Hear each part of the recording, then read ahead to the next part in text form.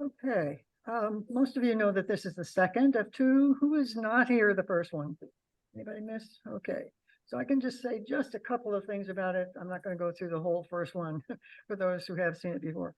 So this little introductory slide can give you an idea of where the islands were and what we talked about last time. So these two islands are the ones we talked about last time, Maui and the Big Island.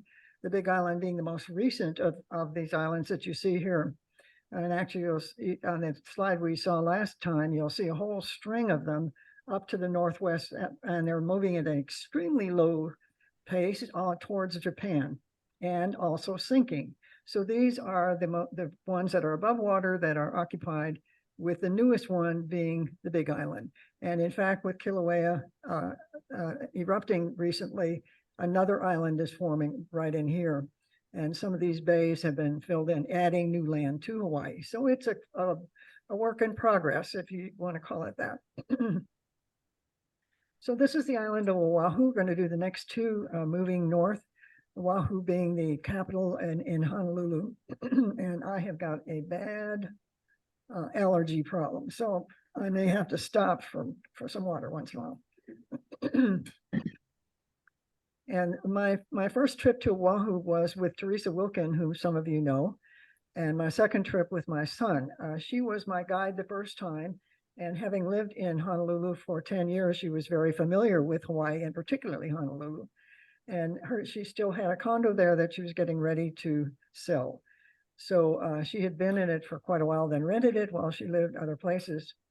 And so it was in the same building as Daniel Inouye was, Senator Inouye lived in the same building, very close to the Hawaii Hilton Hotel, which is the main part of Honolulu right here at Waikiki. So very, very expensive property. I know she's done well with selling that.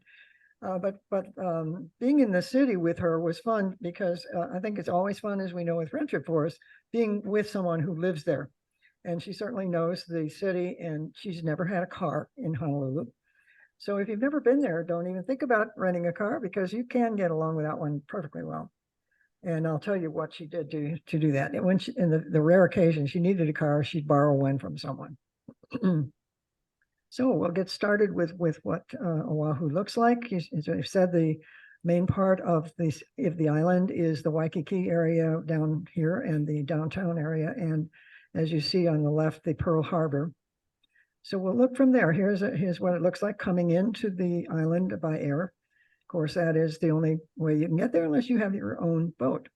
And I might just throw in something about ferries. People have asked me, well, are there ferries between the islands? So let's just get that question out of the way right away. Actually, there were ferries at one point. There were two. And the islands, of course, had to get some deep water ports that they could load passenger cars on it, things like that. But there was also a lot of, you might say, obstruction to that idea. There were some entrepreneurs wanting those ferries, and the islanders welcomed them, like 81% in a survey at the time. And this goes back at least 50 years. But there were also people that owned businesses, other businesses like flights, that airlines that objected to that. And politically speaking, that went south. Well, the thing was, they couldn't sell those ferries to anybody. So the only people they passed laws against anybody else buying them, except the government. So the government bought the two ferries.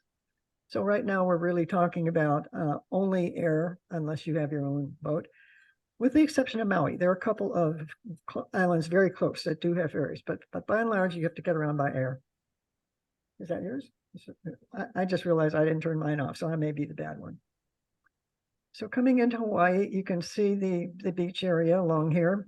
And this red line that I'm showing is the Waikiki area. And that is about 400 hotels, and maybe even more since I've been there.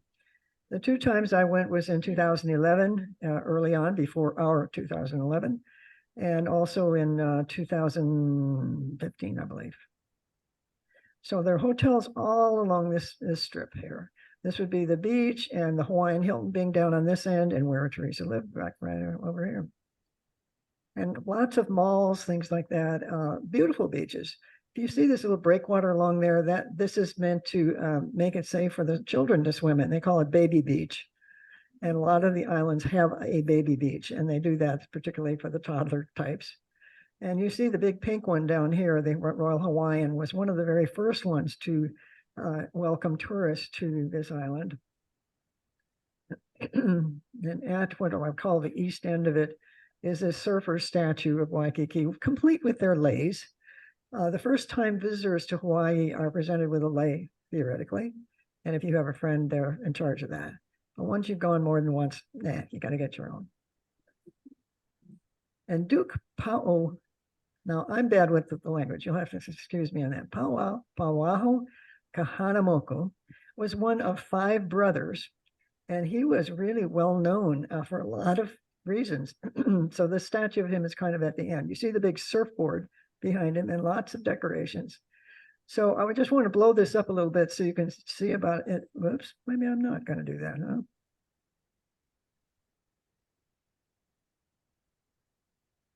I'm going to have to turn around to read it then. Maybe I can read it on this. So Duke, as he was called, was raised in Waikiki. He's a full-blooded Hawaiian. Symbolized millions to people. He developed as an Olympics swimmer and also a surfer. Fastest swimmer between 1912 and 32. He won 3 gold medals, 2 silver, a bronze in 4 Olympics. He's known as the father of international surfing. He introduced surfing to the east coast of America, Europe, and Australia. Became a hero when he saved 8 lives from a capsized launch and in California using his surfboard. And he was elected sheriff of Honolulu for 13 consecutive terms from 1925 to 32. A movie actor from 1925 to 1960, he's been recognized as Hawaii's ambassador of aloha, meaning welcome, since 1912. He was honored. He has honored his name. He's honored his race. He's honored his state. He's honored us all as well. So he's quite well known in Hawaiian circles even now. So if you walk along the beach and you may have just landed, you want to have a little something to eat, there are plenty of places along the way at hotels and restaurants overlooking, in this case, probably from where that couple was sitting, all along the beach and the beautiful gardens at each of these hotels. And keep in mind, too, that these hotel beaches are not just for that hotel. You can walk along the beaches in any of the islands, that is in the U.S. Any of the beaches are open to anyone. Just some pictures along the beach. It's really fun to go at night as well, because you get a completely different view of it. So off in the distance, I did not get to Diamond Head, but this is a picture of it. It is an extinct volcano. Obviously, I did not take these pictures if I've not done that, but there are plenty of trails up there, an easy hiking trail into the center of it, which is perfectly safe. And lots of people do that. There's also a way to get around on this little bus, which goes back and down, up and down this main street through Waikiki, if you're lucky to catch it. But you can certainly walk along and have plenty to see along the way. My second time there, after my first time in Teresa's apartment, was in a hotel kind of at the east end across from the zoo, which was also a very good big place to stay. So we visited a banyan tree in Lahaina in Maui that covered about an acre in front of the hotel. All these branches are so low to the ground that they make new roots, and you'll often have one tree just cover a huge area. This is one of the banyan trees. And of course, you need to be careful where you walk. There are also different kinds of palms. One of my favorite pictures, just an interesting look at it. So along the beach at night, it lights up and you see all the restaurants with lots of outdoor dining and the trees lit up. You'll see flamethrowers and bands and all this entertainment at night. It's really a fun place to be. So this on the west end, kind of at the end of that Waikiki Beach, is Hawaiian Hilton, which is a very nice hotel, as you can imagine, 5-star hotel. It has its own little village, mainly Asian buildings, different Asian buildings of shops and restaurants and all kinds of things. And on Friday nights, the Hilton, this being the Hilton over here, has fireworks. So especially if you like our fireworks or have kids, it's always a fun thing to do on the beach on a Friday night. So as I said, the second time I was there with my son and we went to the zoo, being right across the street from us. So it's beautifully landscaped, as you can well imagine. Cincinnati Zoo is another one like that. It's also their botanical garden. So the Hawaiian Zoo is really interesting too. It has all the animals that you would expect. This is kind of a tiled mosaics. So lots of fun animals and beautiful landscaping. So we also took the one tour that we did in my second trip to Oahu was to Pearl Harbor. And as we well know, us being of the age, most of us, we remember that attack on Pearl Harbor. And of course, there is a tour out there, and we took a tour from our hotel where they picked us up. So a few things to say about that. There were 18 vessels here. There were some at other locations, fortunately, 18 that were destroyed or damaged, including this list of them. The only ones that were still at the bottom are the Arizona and the Utah. But of all the rest of these, they were able to resurrect out of the bottom of that bay and fix up and be in service again. So the Arizona, the U.S. Arizona is down at the bottom of the bay, as I said, with a memorial to it above it. So as well as the ships that were airplanes on the ground that were bombarded with Japanese destroyers, destroying planes, I should say. More than 2,400 people died, another 1,000 wounded. What I've read about it since is that the person in charge of the Pearl Harbor American base there was more afraid of sabotage and kind of grouped things together, the planes and the vessels, so that just as a defense, there were a few ways that you could get to them.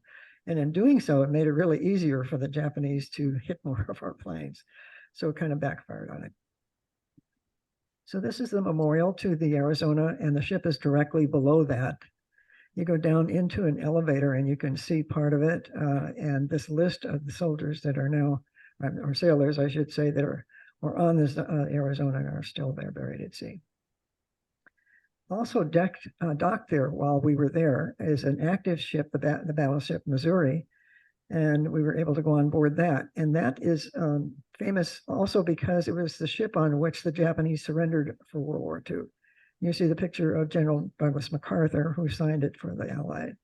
And this medallion right here is embedded in the deck of the ship. So you have to look down to see it. It's the date and the event. So this was on board the Missouri. And we got to see the inside of it, of course. And my son had fun with sitting at the controls like a little kid, right? Never grow up. And that Missouri was still active in the Gulf War, so it didn't stay in Hawaii. I'm not sure if it's back there again or not, but it was an active battleship. Our tour also took us to the Punch Bowl Military Cemetery. Of course, there was a military there, a ceremony there since there was a base there.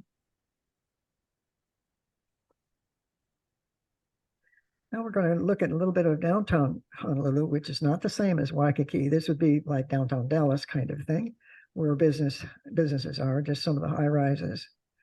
Quite close to it, as I say, everything here that I'm showing you is within walking distance except Pearl Harbor and the cemetery. So some of the things in downtown that you'll see are Loa Tower. And if you on a cruise ship coming in, this is where you're coming in at this dock right here. You would be seeing this Aloha Tower. And also some statues around. There's a cute little Hawaiian dancer that welcomes you from a cruise ship with her little lei. There are lots of restaurants in the downtown area, a lot of them with water features and a lot of Hawaiian art, which is very pretty. Of course, a lot of outdoor dining, a lot of water features also downtown, which are very pretty. So it's very, very pleasant downtown area. A Chinatown, and looking into one of the shops. That's the candy shop. Also, one of the market shops will show you some of the other vegetables and fruits that you may not recognize. I didn't recognize all of them. This rambutan was new to me. I don't know how many of you have ever eaten them. They're kind of like kiwis inside. You peel that red back and it's kind of this squishy fruit, sweet fruit inside. But having a lot of tropical things to eat that we don't have here was kind of fun for me.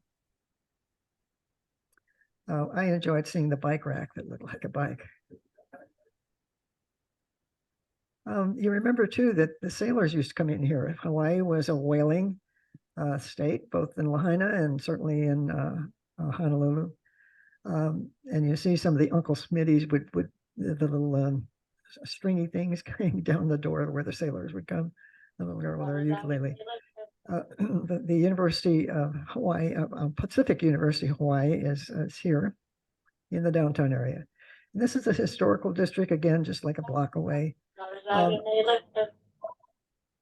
I'm sorry, was someone asking a question? Nope. Okay, somebody had told me that this tower was used in the TV series Hawaii Five-0. Does anybody want to confirm that? Yes. But I think it was like the police station or something like that. So this is actually the Supreme Court building. And this statue of King Kamehameha, who was the third Kamehameha, and the last of his kings. There was a queen after him, but we'll talk about that in a minute. Actually, I saw this on the internet, labeling it as the Iolani Palace. And that palace looks a lot like that, but it doesn't have this on the top. So when I show you that, you'll be able to see the difference. But it's that style, probably English style. There were a lot of English settlers who built some of these royal looking things. So here's the king looking out on the downtown. You see how close that is then. So just a little bit of history, which we had some of last time. The first settlers, they think there was probably the first people came around 124. They've dated some things on the island. It's very unlikely that anything was blown there from another island because it's so far from anything. It's 2,700 miles from Tahiti, for example. But there were a few things growing there, but no real evidence of anybody having lived there. Apparently, whoever was there left, and there was no settlement there from the Marquesas, they think. So after that, the Tahitians came around in the 1200s, and basically they brought everything that you see in Hawaii now. There is no like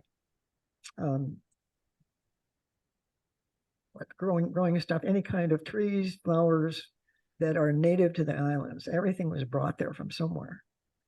And they did make a couple of trips, but imagine perhaps they had heard that someone had been out there and there were islands there. But anyway, we can think that they went out in these islands 2,700 miles away and stumbled upon it. Maybe we don't really know about that. But they brought stuff with them. They went back. They got more stuff, more animals to breed and plants to grow, food to grow. And between the early 20s and early 1200s and that century, they brought a number of things to the island. So that is what we are calling native to the island. After that, of course, people came from other islands, particularly Indonesia and Japan, Korea, the Philippines, and brought other plants.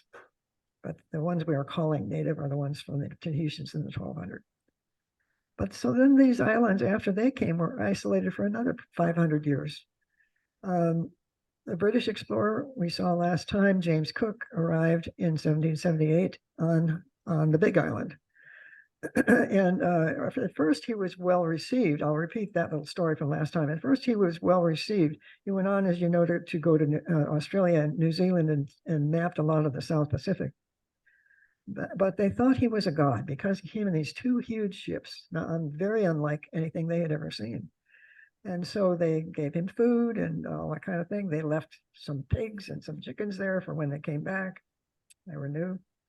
And they did come back on their way back from Australia. And this time, one of the people on the ship died while they were there. So the Hawaiians are thinking, maybe he's not a god. One of the sailors is dying. They start questioning this.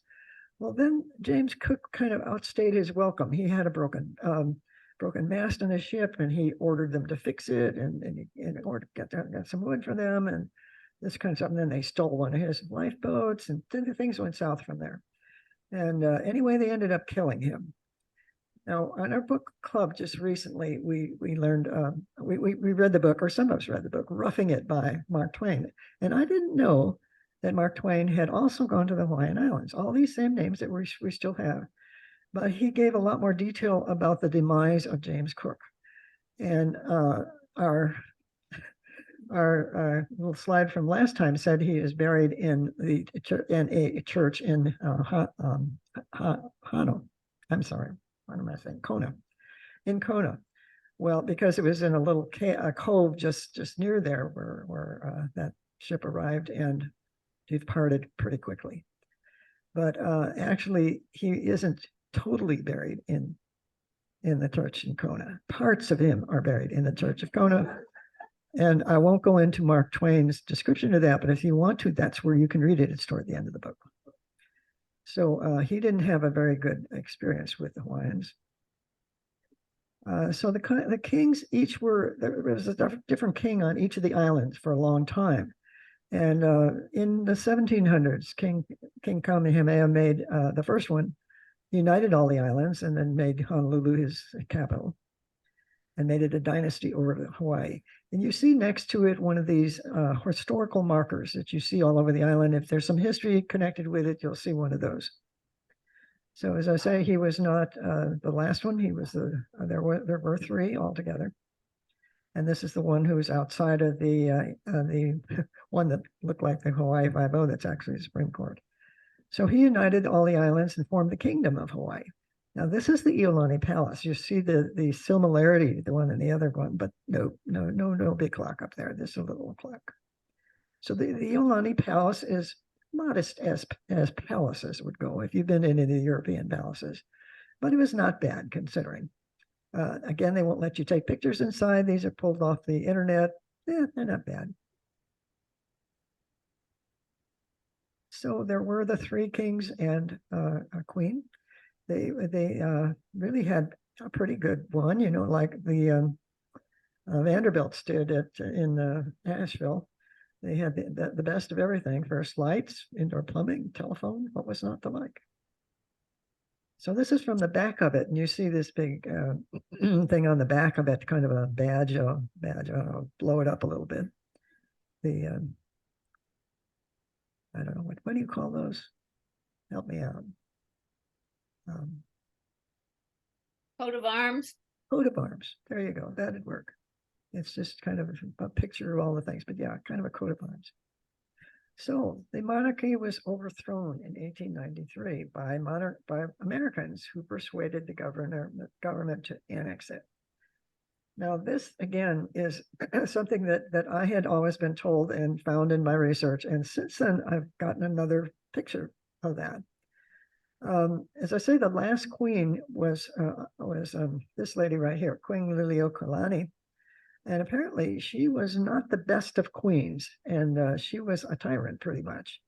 And she restricted citizenship to people who were born there, not people who arrived later.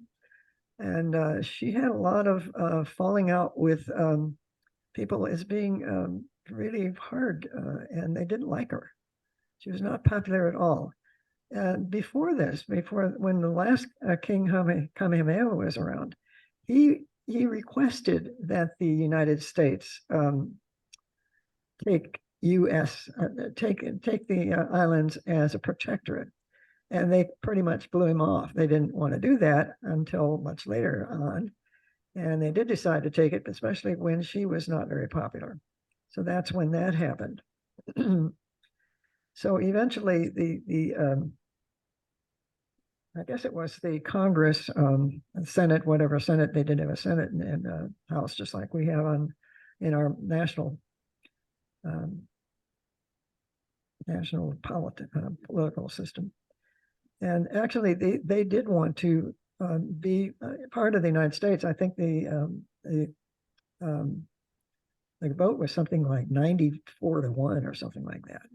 They did have a real desire to join the U.S. So they were annexed as a territory in August 12th. So I'm kind of iffy on were we overthrowing them, or was there some actual desire to be part of it?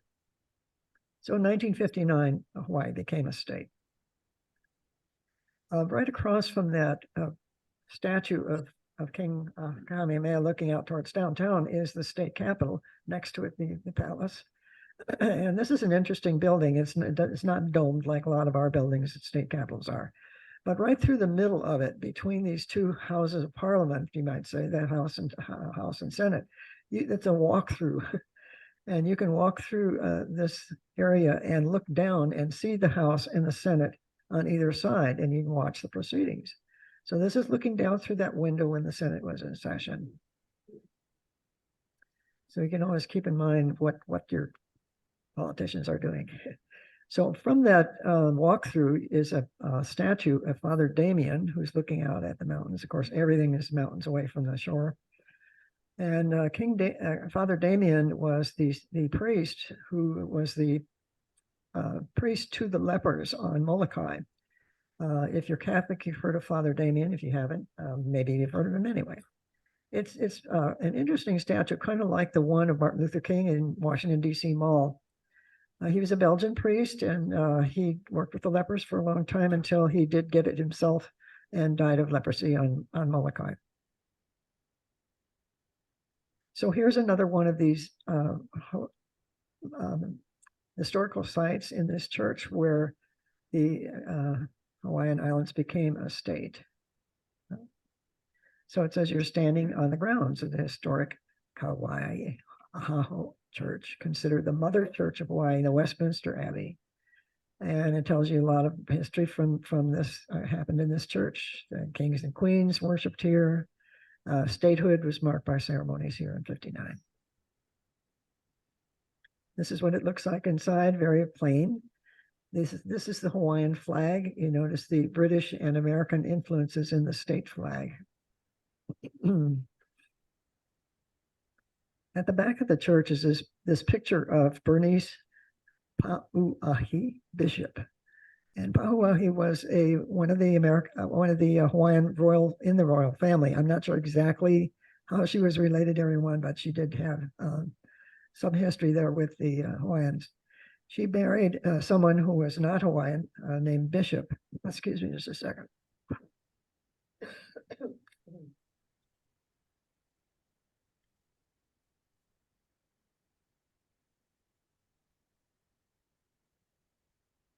Her family was not very happy about this. Mr. Bishop was a missionary who came to the Hawaiian Islands, and between them two, they had quite a bit of wealth. She had quite a bit of wealth. And they set up a lot of schools for children, particularly learning the Hawaiian language, which if you weren't here last time, you know that it was not written until the missionaries came, and they made a alphabet, first of all, of 13 letters, and okina, which is that little thing that looks like an apostrophe. I'll tell you more about that in a minute. A lot of schools, and before long, everyone in the island, including the adults, were going to school and learning their own language, first of all, and also English. So this, and they also built the Bishop Museum, which was one of my favorite places to learn the history of the islands. It's an amazing place, and we'll see more about that. It is a memorial to his wife, but he was from New York and married one of the royals. So the Bishop Museum was not on the list that I got ChatGPT to tell me what are the 10 top things to see in Honolulu and Oahu. So I was really disappointed in that because I thought it was one of the best things to see. But I'm a history buff too. So it's the Beatrice Pauahi Bishop Museum. It's one of the Smithsonian buildings. If it looks familiar, like the one on the mall. Let me see if I can see what's on that one. So I'm not going to remember what all is on there. Okay. So it's in like six buildings. It says it has a variety of permanent and temporary exhibits. We're going to see Hawaiian Hall, the main hall. There's a whole building for science adventure, and there are things going on, interactive things for the kids and stuff all the time. It's a planetarium. There's a special events and programs building, and archives and collective stuff from a history of the people who live there. So it's an extensive museum. It really take you a day, maybe a couple days, a week, whatever. You can spend a lot of time there.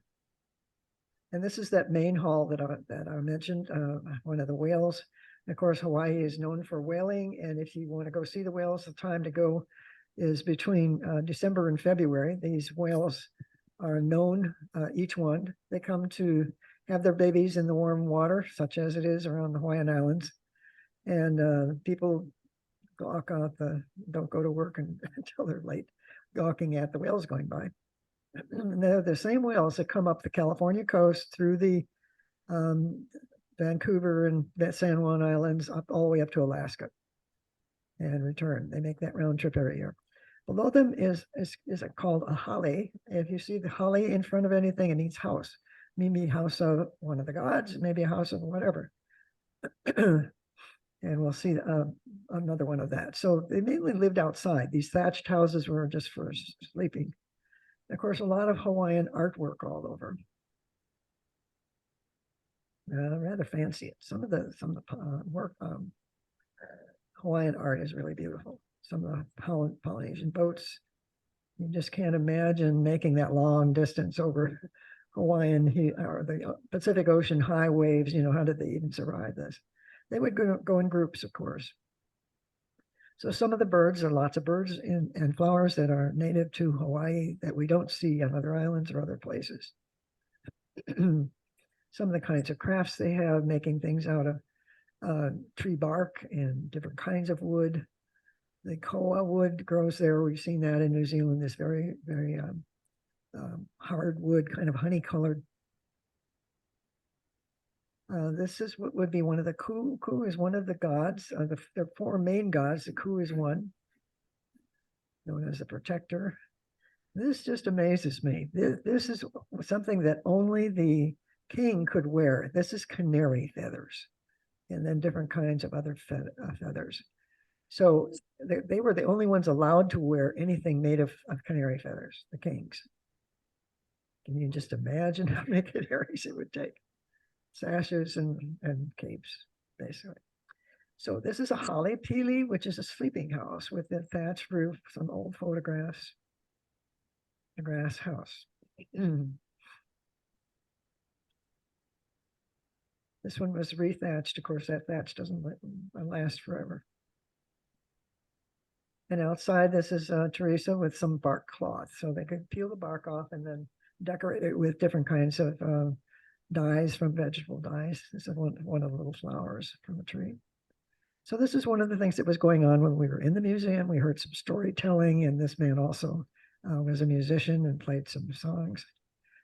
One of the funnest things that I did in Hawaii was to go to the Doris Duke House. You have to get a ticket if you want to go to see this house. It's in a neighborhood. And so that there's very limited parking. And so you have to get a ticket, I mean, like 3 to 6 months in advance, because it can only take a van of 15 people at a time to go see it. And it's well worth seeing. I would not have known about it had Teresa not warned me in advance. So I did get my ticket. And you leave from the Honolulu Academy of Arts, which is a nice little museum.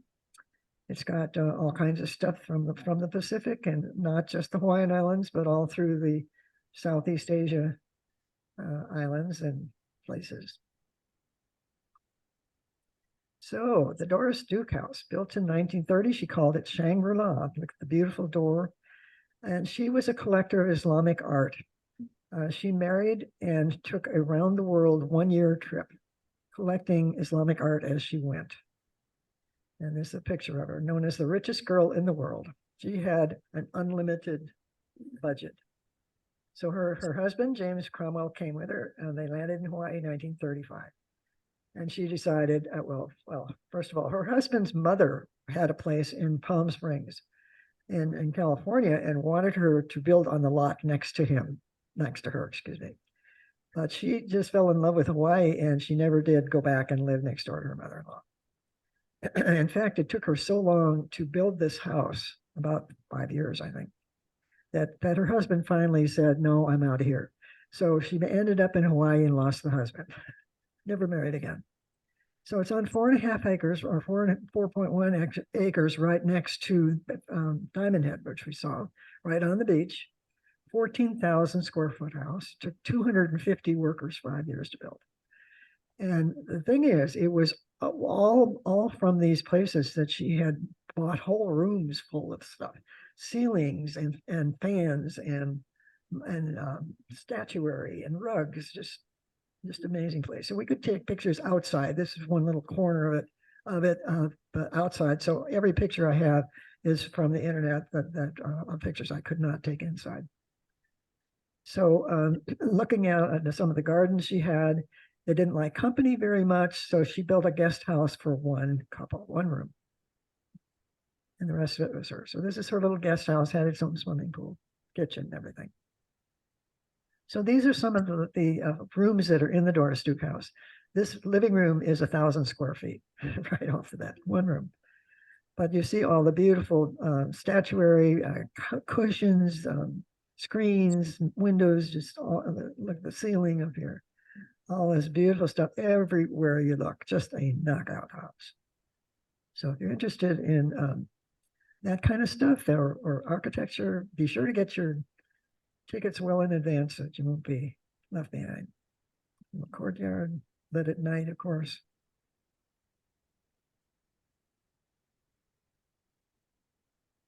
It's really worth doing.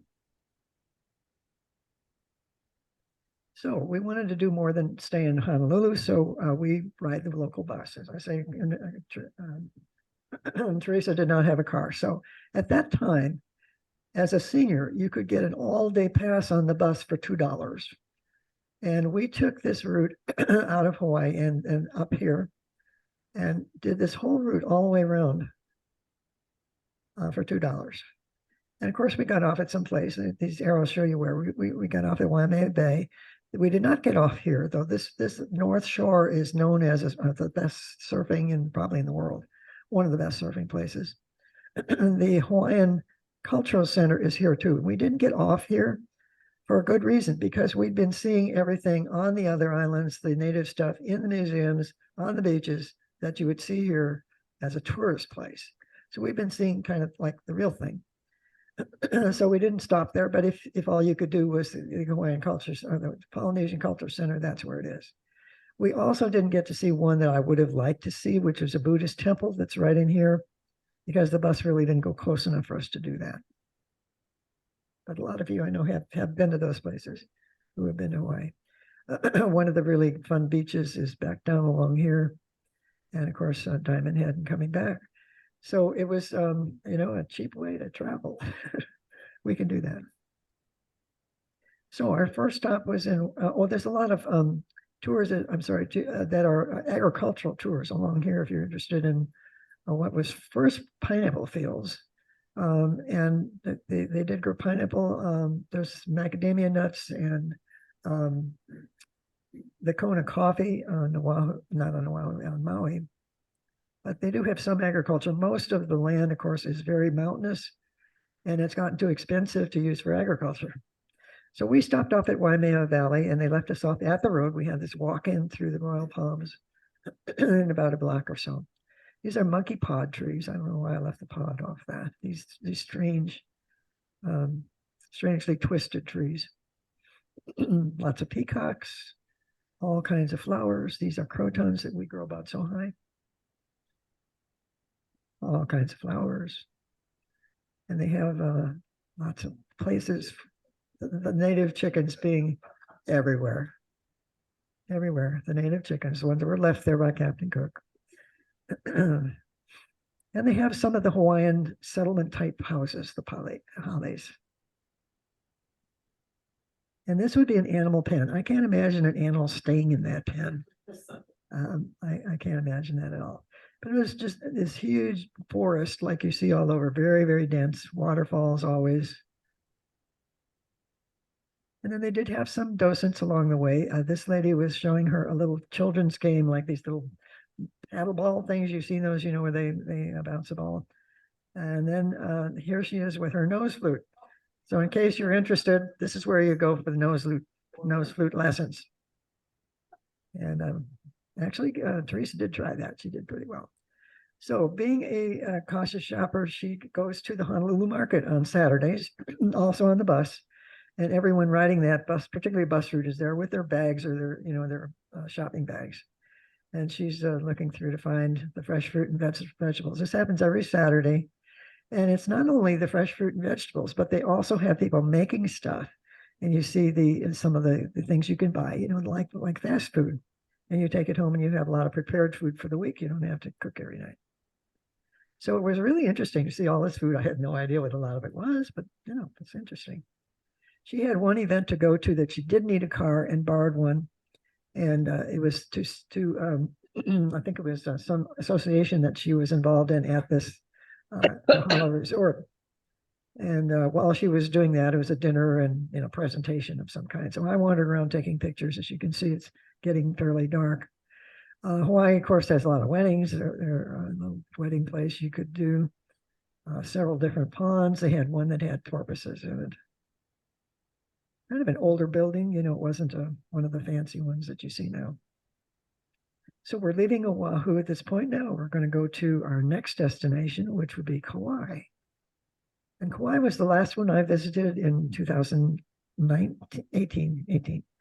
I got an invitation from my daughter in New Jersey to join them. This was over 4th of July. And as it turns out, it was pretty late invitation because I had frequent flyer miles to go all the way to Lahui, which is the main airport there.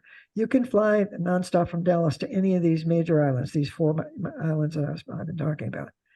I was not able to get all the way to Lahui. I had to fly. I could fly frequent flyer on Sunday, not on Saturday, but on Sunday, and then had to take Hawaiian Air to Lahui. And my advice is don't do 1 hour between arrival and here, because it took 50 minutes to get my luggage, and then the Hawaiian Air is in a different building.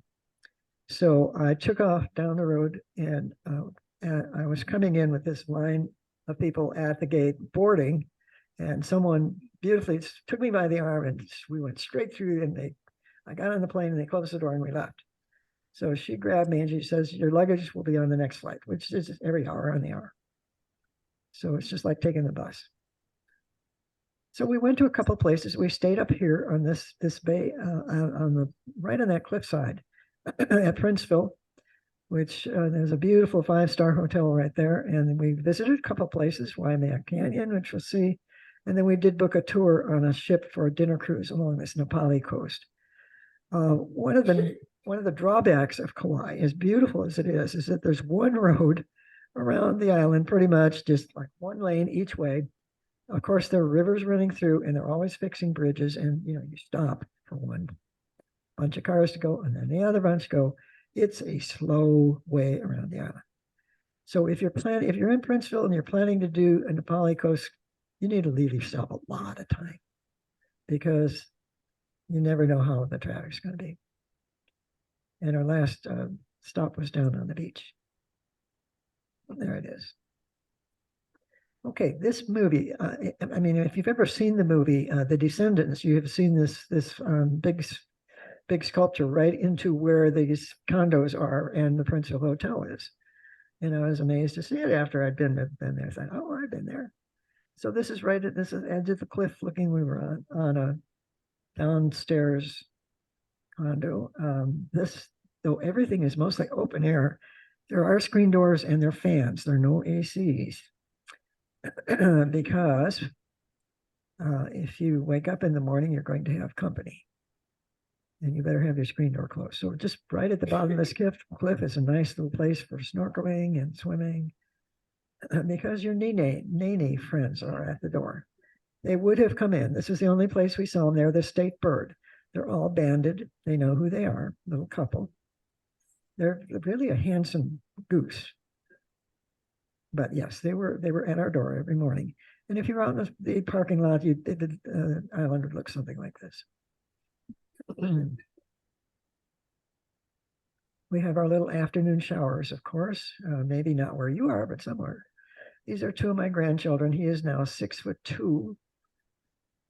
Here he is. He's playing with his hair. He's not really a redhead. So James came over with his little girl from Maui, and we had a little family stuff on the beach. And of course, if you're in Hawaii, you have to have shave ice. It's a thing. And if you don't know what shave ice is, it would be like snow cones. So this was inside the shop. I love the Hawaiian art, nice and colorful. And everything, as I said, it's open air. So here's Waimea Canyon. It's called the Grand Canyon of Hawaii. Really beautiful. This reddish color, of course, is from the volcanoes. That's those minerals that got coughed up from the volcanoes. There are lots of waterfalls through it. It's just really beautiful. And of course, there are chickens everywhere. Children are not allowed to chase chickens. It's true. It's true. They're everywhere. Okay, so our Nepali coast, we're getting toward the end of this. Nepali coast dinner cruise was really beautiful all along here. Nice dinner, unless you're a vegetarian. So we're getting into the place where the roads stop. There are some beaches along there. You could drive into camp, but after that, hiking is a little difficult. And we come into these look like something off another planet or something. Really, really beautiful coast. And about the only way you can see it is from a boat, or at least the best way, that or a helicopter. There are helicopter tours too along this coast. But really a marvelous scenery. And of course, our afternoon shower and rainbow. What's not to like? And of course, I'm a garden fan. You know that. I'm a flower fan. So we went out to this little garden. It is some people from the mainland moved out here kind of semi-retired and built an orchard of several hundred fruit trees, like every fruit that grows in Hawaii. Lots of children's sculptures, very whimsical kinds of sculptures. Lots of other growing things. These rainbow shower trees are really pretty all over. Orchids, of course, plumeria. Oh, let me go back to that. If you see the lady with the white flower behind her ear, that's a plumeria, like that. Some of these Indonesian ginger plants, some of which have gotten out of hand. We saw this in the last one too, the clerodendron in this huge bush. Different kinds of palm trees. Who knew there were so many palm trees? A bunch of different ponds. They have a lot of sculpture in them, different flowers. And the people who live there live right on this, on the cliff. And there's a little trail right at the back of their house. So here's just some of the sculptures. It's kind of cute. These little animals all dancing. And there's room for a child to get in here and join the crowd. More children. They're also promoting reading with children, and there are a number of statues with adults reading to children or children just reading. This was for the little toddlers, so like a little play area, which was really cute. And then they also did what I would say are like interactive dioramas, where they're trying to show parts of the United States to the Hawaiian children. So this would be kind of like the Old West, some of Hawaii. The polar bears in Alaska and Northwoods kinds of places. This last place that we went swimming, I'm not much of a swimmer, so I sat and read a book and they got in. But there were some nice little waves, and so that's as much as you're going to see me toward the water. So we went out to dinner. Here you see us, and he's the guy who's now 6'2" taller than his dad. So lots of hats. You know that I wear lots of hats, and I was enthralled with those. And it got dark as we were ordering our dinner, and I'm looking out the window and saw this scene and took this picture as the full moon is up. And Beth said to me, "Mom, it's dark. That's not going to turn out." I said, "Watch me." So if you go on my Facebook page, this is my background. So that we had to leave the condo on Saturday, and we flew out on Sunday. So we stayed Saturday night. Oh, I haven't got to that. I'm sorry. I wanted to show you the Princeville Hotel first. It's a 5-star hotel looking out, very pretty inside. Went there for a little happy hour one evening, see the sunset, and our little grandkids playing in the dark. And this bay is right in here. And as the sun goes down, the sun hits these posts in this bay. That's one of my favorite pictures of sunset pictures. So we did have to leave on Saturday and flew out on Sunday evening, a night flight. And I normally don't take pictures of hotels and resorts, but I did of this one because I was so impressed with the landscaping. It's just marvelous. There were like 6 towers in addition to the main building. We had a park about a block away, just a huge, huge hotel. And even though it was right on the water, they had this big swimming pool. So we had to leave it. We were there by noon, and we were able to store all of our stuff and have full use of the hotel. And we stayed one night, and then again stayed at all day the next day and had use of the hotel. So I thought that was pretty nice to have 2 days use of the hotel for we were staying one night. But in between the buildings, there were all these landscaping and really just gorgeous from one to the other. A lot of sculptures and flowers and water features. It's just not like anything I've ever seen in a hotel. These are in the lobby, one of the boats, and some more pottery, and really, really pretty place. So this is a Hilton. And that's the end of our little trip. You can start packing now.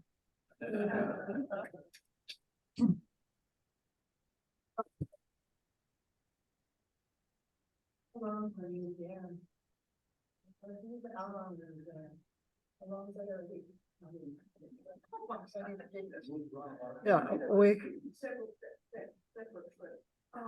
a week in each of the islands. So there were 4. Yeah, if you didn't come last time, you didn't hear all this. So there were 4 trips altogether. My first one was in February of 2011. And my son moved out there in December of 2011. So my first trip was in 2011 with Teresa and some of her friends, and we went to the Big Island and then to Oahu. And Teresa was my guide. So my next trip was in 2014. My son James's family was then, being his ex-wife and daughter Ocean, were living in Seattle for 2 years. So I went to see him in 2014 and 15.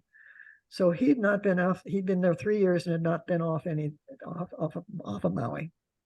So I took him on a trip. I met him in the Big Island, and since I'd been there before, I got to be the guide, and he got to see Kilauea and all of that good stuff. And then we flew to Maui, and he had a car in Maui, so he was my guide there. So that was my second trip. My third trip was in 2015, and that time I met him again but this time in Honolulu. So again, I was the guide there, and then we went to Maui a second time. And then the third trip was just to Kauai for a week. Each of those trips were a week apiece. And then the last one was Kauai, and then he came over with Ocean for a couple of days to join us. You said that there was a road that went all the way around. Almost all the way around, except for those Nepali coast. Well, you can't go all the way around because of the road ends. It's like 3/4 of a road, 3/4 of the island about. I'd say an hour or two. None of those islands are very big. Across Maui, there's like 2 volcanoes, which are not active, but across there, it's almost like a figure 8, and across that narrow part's 22 miles. So you're not talking very big. Kauai is fairly big, much bigger. The island of Hawaii is bigger than all the other islands put together. So it's the biggest one, and we didn't try to do any of that. Paula? I just got a text from Kona, Hawaii. Oh, really? Our dear friends, Kings. Yes. King are minding their son's B&B in Kona. Yeah. They just sent an email, a text saying, hello to everybody. Yeah.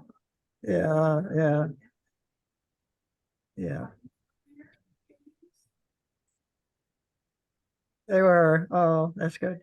Yeah, I knew that she had she has twin sons. There you are, Luann. Hi, Luann. And her children were at the Princeville school, so she knew just where we were, right? So they were both in Kona for a while. Now one of them's in Princeville, isn't that right? In Kauai. Can't hear you though. Yeah, are you on mute? That is true. That, Actually, one of my grandsons in Kauai is in high school there, and the other one just graduated from the Honolulu Elementary. okay. So I assume, although I don't know, that he will be going to a private middle school. The oldest one did. He was in a class with, I think, about 7 boys. It was that they have these just little tiny community schools sometimes there in Hawaii. My Unitarian minister in Dallas just told me that there are a lot of churches in Hawaii, but most of them are very small. He was a minister there for a while to 125 member church on in Honolulu, and that was considered a fairly large church for Hawaii. Yeah, I've been to church in Hawaii as well. I did Unity Church or several of those. I went to the one in Hawaii and Honolulu. Yeah, we also went to a play in Honolulu. Not just market stuff. We did other stuff too. We hung out with friends. There's a Friendship Forest Club there at one point that had 4 people in it. And it disbanded for a while, and I don't think it's active anymore. And then I'd hear, so they get together once in a while. So there are a few Friendship Forest people there still. But we'll It is. lunch with them one day. It is interesting, the different experiences that you can have going to these different islands and depending upon where you stay. So Mary has a son, and I know that she's probably stays local. So Galen and I have a son on one island, the Hawaiian island, and one on Kauai.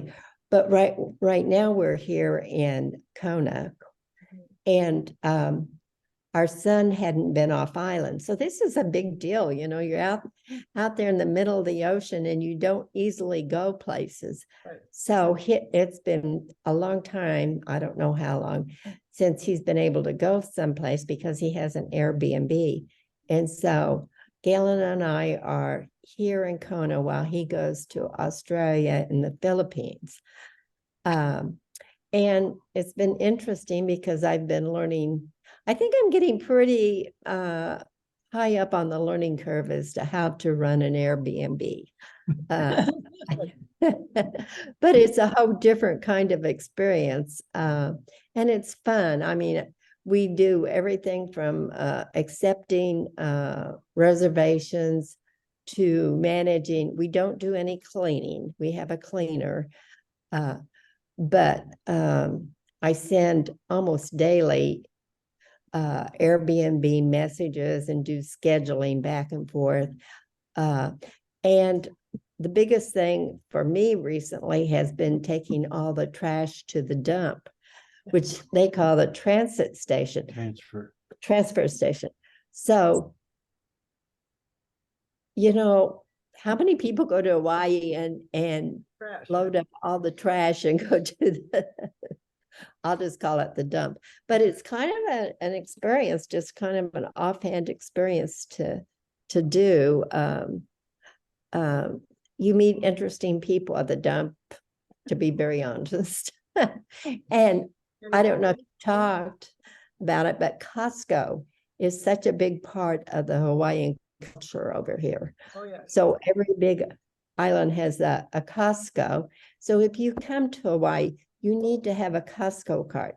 That's where people get their gasoline and food. Sometimes it's a little more food than you want, so maybe you don't want to do that. But anyway, and also all sorts of beach items. It's an experience to go to a Costco on one of the islands. Have you done that, Mary? Not the Costco, but I must tell you about my son's experiences of working in a grocery store. He was ordering all their organic food and walking 11 miles a day in double shifts. Anyway, they have to import everything.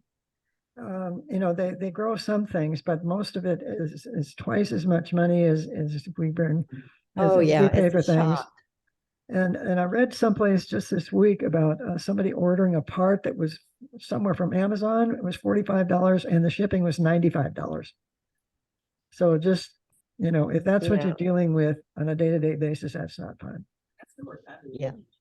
And what time is it there?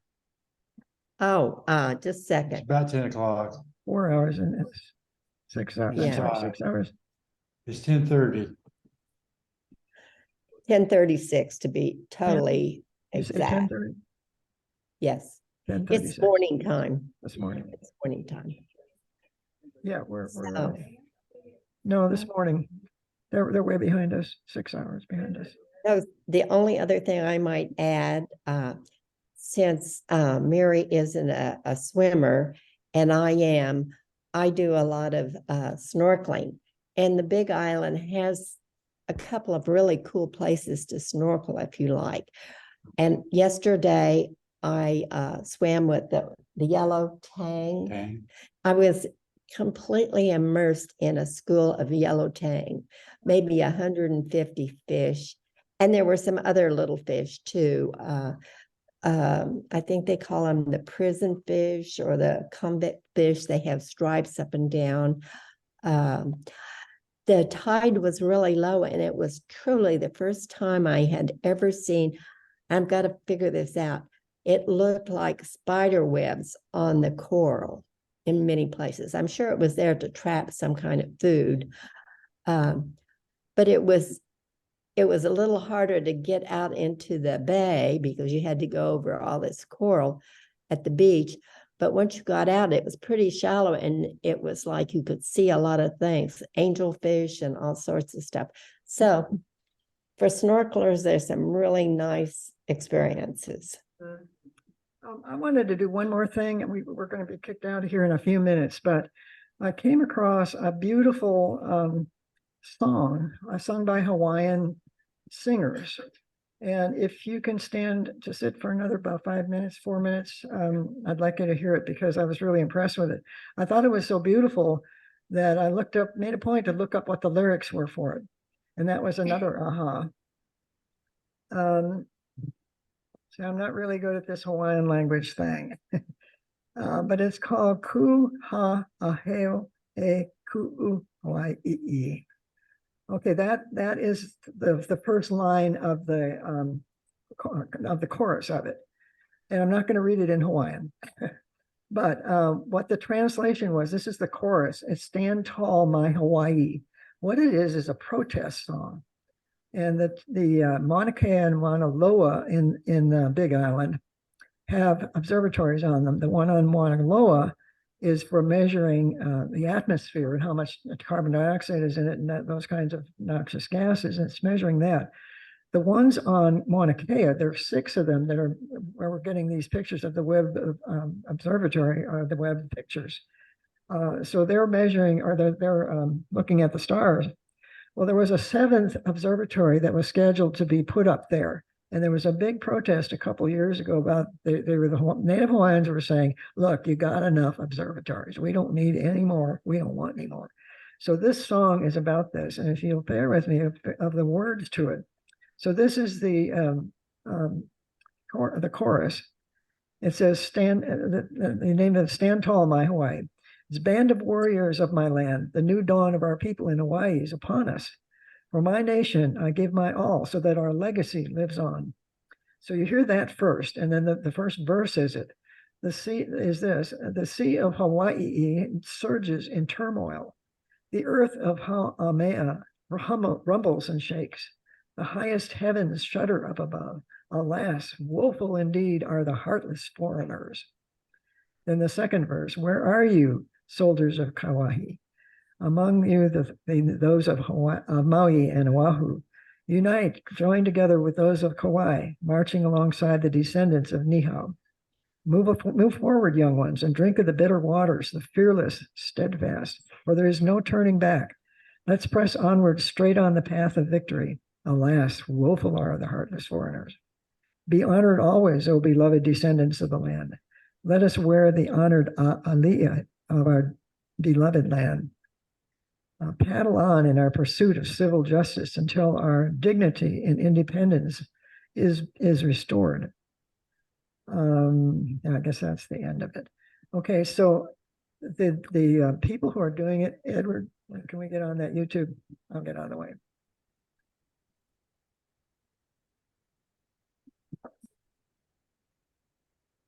So he's got it all queued up and we can hear it on YouTube.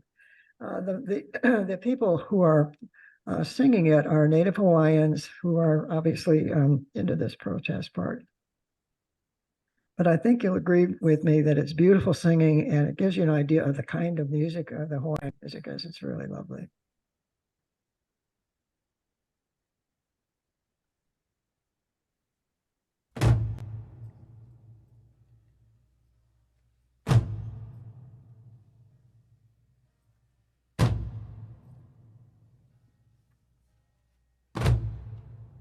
Let me minimize this up at the bottom. Kai ko'o ka moana kai lana nei Hawaii nau e wehe a lulu ka honua a haumea na kulu e ka lani ki e kau mai luna au e ke aloha ole a ka malihini.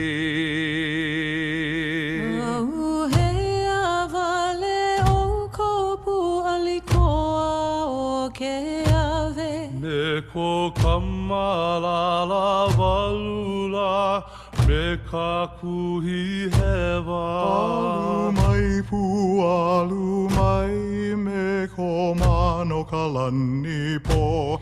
Ka I mai ana me na ka ma ka hele lani. Kuha ahea.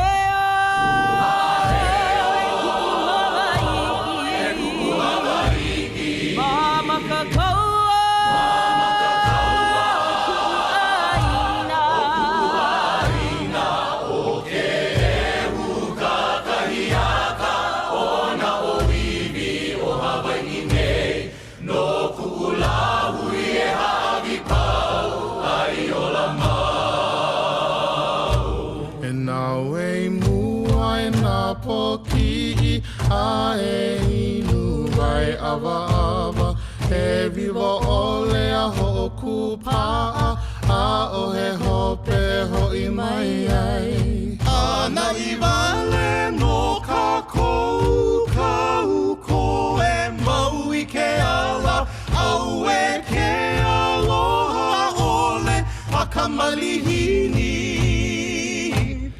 E le mau ka ko e na mamo aloha I le vehi a ali I vehi nani o ku aina. Hoe a mau no ka pono sivila a hoi a mai ke ku o ko a. Kuha a heo.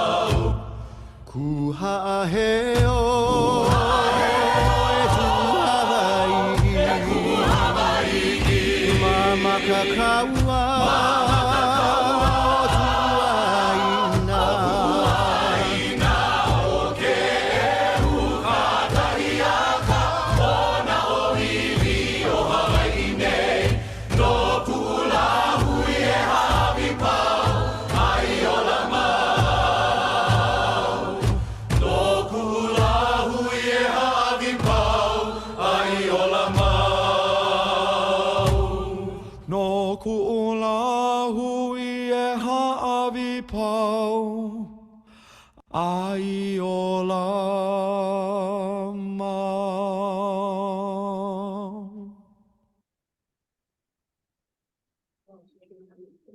Well,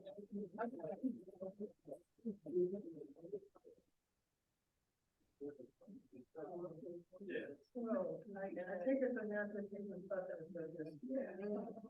Well, we're